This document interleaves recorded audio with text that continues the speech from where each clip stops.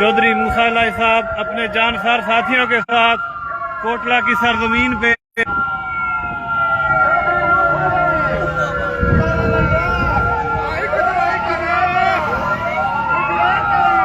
चौधरी मूसा लाई साहब अपने वफद के हमरा कोटला की सरजमीन पे लंगड़ियाल चौक से होते हुए डेरा चौधरी ज़हूर लाई हाउस से निकल के लंगड़ियाल चौक से निकलते हुए तमाम कागजी शेरों के लिए एक खुला पैगाम है। हम अमन का पैगाम देने के लिए इस जगह पे आए, हमें अमन के साथ रहने दें। तमाम हर किस्म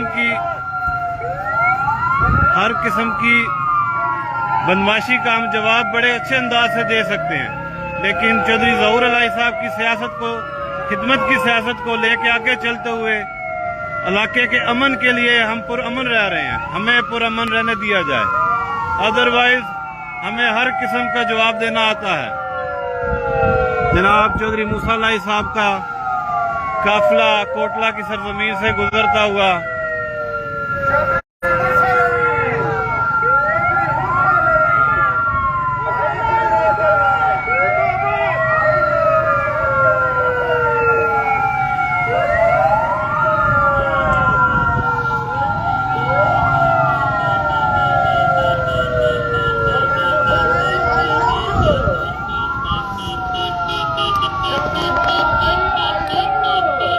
मराना साहब विक्ट्री दो, विक्ट्री